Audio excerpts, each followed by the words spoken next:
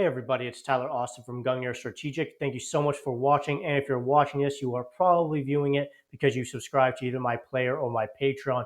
And for that, I thank you so much. And I hope you find content like this worth it. With that being said, in this video, I'm going to be going over working doors from the strong side. And for the sake of this video, I'm going to do it within a solo context because in a team context, you have a little bit more options available to you.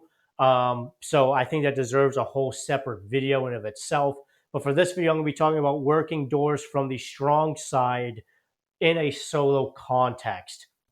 Now, as a general principle, we want to work doors from the weak side because as we're working the door, as the door is opening, it's providing us concealment from the angles within the room as we're working and operating the door. On the strong side, however, we don't have that luxury because the moment that door cracks open from the frame, we are exposed to angles within the room. So the moment that door cracks open from the strong side, right, our visibility and our exposure into the room begins, which is why it's called the strong side. Now, within a team context, that's all right. If I have someone else operating the door and working the door from the weak side because I'm up, my gun is ready, and I'm ready to deal with those angles. The moment I'm able to see into those angles and I'm exposed to those angles. However, in a solo context, if I'm forced to work the door from the strong side, which are many reasons why you might be forced or you might choose to work a door from a strong side rather than the weak side, um, that's going to bring in some extra level of danger potentially because now your focus is split from both working the door and managing your exposure and dealing with the angles that you're going to be exposed to while working in the door. So there's some extra level of complexity and some things to consider when working a door from the strong side. So with that, let's go ahead and get on into it. I apologize. The camera angles might not be the best for this because I'm working within a fairly narrow corridor. I can't get the camera back enough for like the perfect view of this, but I'll make do with what I have and get you guys camera angles that hopefully you're able to see and understand what I'm talking about and what I'm demonstrating. Now, especially in a solo context, we know that working the door from the weak side is almost always preferred over working it from the strong side. But why would we choose to work, or why would we be forced to work a door from the strong side rather than the weak side, especially in a solo context? Well, there are many reasons why we might have to work a door from the strong side rather than the weak side. Might be in a case where the strong side is actually safer because let's just say, like right now, this is obviously the weak side of the door. If there was a wall right here that blocked this off and made this narrow very shallow, it would actually probably be more dangerous to work the door from the weak side in that case because I have nowhere to bail to in the event that I need to bail, which is obviously a problem. There also might be in the case, like for example, this corridor, which is a very good example of this, the weak side is right here. However, there are two other doors over here. So if I'm solo and I want to work this door from the weak side, I would have to turn my back to two other doors. Now, if I feel a very high level of threat within this room, I might choose to do so. However, again, I'm turning my back on two other doors. And from here, working it from the strong side, although I'm increasing my level of danger when working this door in this room in particular, at least I'm able to keep some eyes and some awareness for the most part on these two doors forward of me. I'm also able to keep some level of awareness, at least for the first half of my slice of the room too, because these will be in my peripheral until I start going past the 90 degree as I'm slicing out the room. So there are reasons why we would choose to work the door from the strong side, again, especially in a solo context, as opposed to the weak side. So you need to be able to do it and you need to be able to handle it. And you should be aware of certain techniques, if you will, to limit the danger of working a door from the strong side rather than the weak side. Now let's actually get into the details of how we can work a door from the strong side as safely as we possibly can. It's never going to be as safe as working it from the weak side, but there are ways to make it safer. Okay, so at this point, I'm here at the narrow and I've decided or I'm forced to work the door from the strong side. If you notice, my footwork and all that is going to remain the same here. You can't see my feet, but if you're watching this video, you should have already seen my other videos on footwork. If you haven't, you should really go back and watch those because it's really important. But all the footwork stays the same. Now, this is going to be quite a bit different than working a door from the weak side. And some of it's going to kind of make you maybe cringe a little bit because again, it was never going to be as safe from work as working the door from the weak side, but there are risks we're going to have to take to mitigate the risk. So from here, what we're going to do, I've decided I'm going to begin to work the door. All right, I'm actually going to step roughly center of the door until I get a good reach on the mechanism. Okay, now some of you right now are kind of cringing, and for good reason, because I'm stepping and I'm kind of lingering, if you will, in front of the door. Yes, we're going to have to do this, but it's going to make this actually safer than playing this game.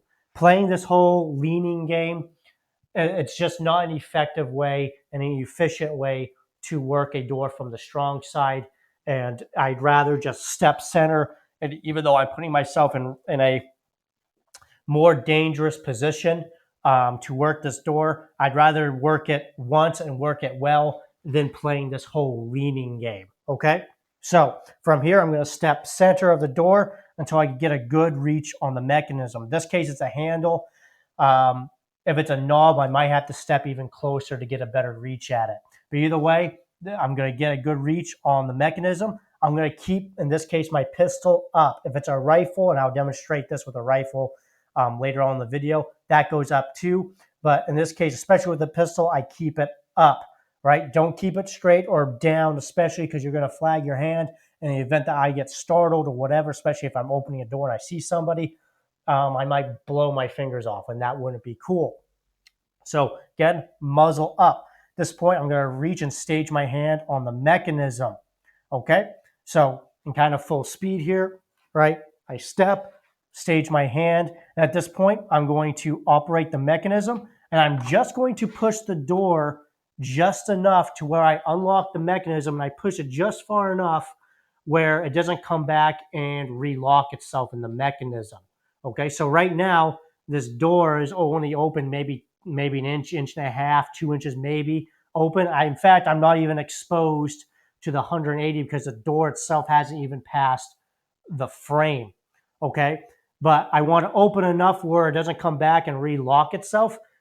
But at the same time, I haven't really opened the door very much and exposed myself very much to the room, if at all. So right now, this door right now has, again, it's only open about 2 inches. So again, in full speed, right, come up, center step, open the door slightly, then I immediately back away from the door. I want to get away from that door as fast as possible. Now at this point, again, the mechanism is unlocked and the door is slightly cracked open. It might not even be past the frame yet. Now it's time for me to actually open the door all the way. So depending on how far I bailed back after just unlocking the mechanism, I might have to re-step closer to the door slightly. Again, keeping my muzzle up still. I'm going to put my hand on the rear of the door, and I'm just going to push it open, okay? So it looks like this. And I'm going to bail back away, get ready to deal with those angles I'm going to be exposed to because, again, I'm on the strong side of the door. And at this point, I can begin to work the door. If the door is reclosing on you, what you can do is go back and again, open up the door and begin to work your angles. All right, I'll demonstrate what this kind of looks like at quote unquote full speed.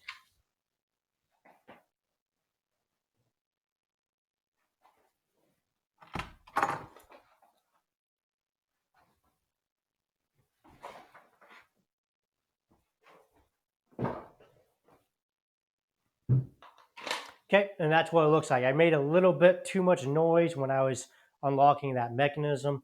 Try to still be quiet with it. Again, local surprise and all that, if that's still a concern at this point. But other than that, that's basically what it looks like.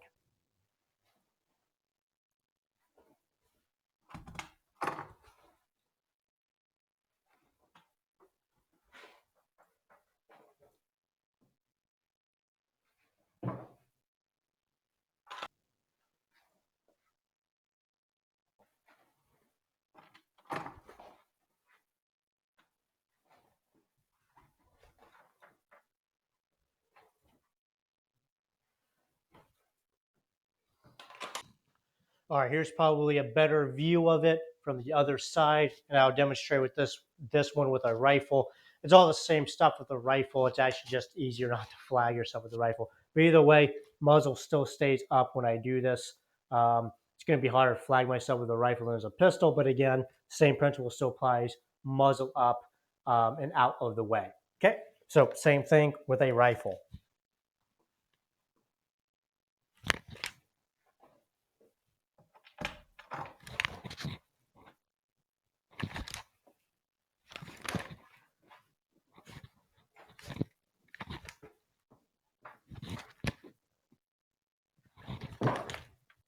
As you could tell there, I had to, when I hit the 90, I had to go back in and reopen up the door because it was coming back like that, which happens a lot, especially when they have those little springs at the bottom of the door. That's fine if that happens, again, because you don't have as much control on how far you're pushing the door like this, because you just don't have enough, as much leverage as you do from like the weak side and all that. That's fine. I just collapsed the gun back in and just gave the door just a slight little push. Don't open up too much because you don't want to expose yourself to too many angles, because again, you have the gun collapsed and you have to give yourself a little bit of time to get a good control back over your rifle in this case, before you start exposing yourself to more of those angles. But again, it's going to happen. It's just something you have to work with.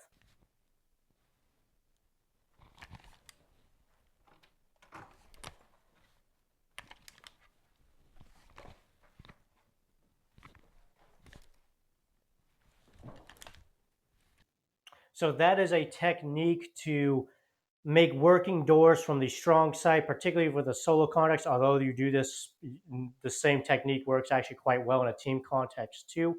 Um, to make working doors from the strong side just a little bit safer. It will never be as safe from working it from the weak side, but doing that is certainly a little bit safer than just going over and just opening up the door, exposing yourself to the room as you're trying to bail back and get control of your weapon and all that stuff.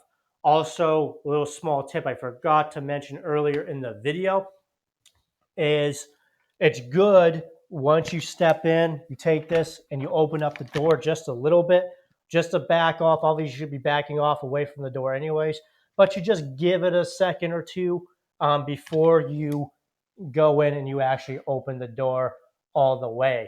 You don't want to open the door, back off, and then immediately go back to opening the door. Let it kind of cook for a second. See if you get any reaction within the room. You might be able to hear somebody going, "Oh, hey, what's up? Anyone there?" You know, something along those. You might hear walking or whatever. If someone's really aggressive, if you crack open the door, you back off. Rounds might come through the door, right? You don't want to just immediately crack that door open and then immediately step in and full swing the door, as a general rule. If you are going to do that because you've lost local surprise and you don't care, you're just getting the door open, all right, crack the door open and then you can use your foot to get the door. But I wouldn't step back in front of the door if you wanted to be a little bit more aggressive with it. But generally, you don't need to do that. So yeah, just a little tidbit I forgot to mention earlier in the video. Anyways, I hope you found this video helpful and informative. Again, if you're watching this, thank you so much for subscribing to my player, my Patreon accounts, my channels, I should say. And I look forward to bringing you more content, exclusive content, that is. I'm Tyler Austin from Gungnir Strategic. Thank you so much for watching.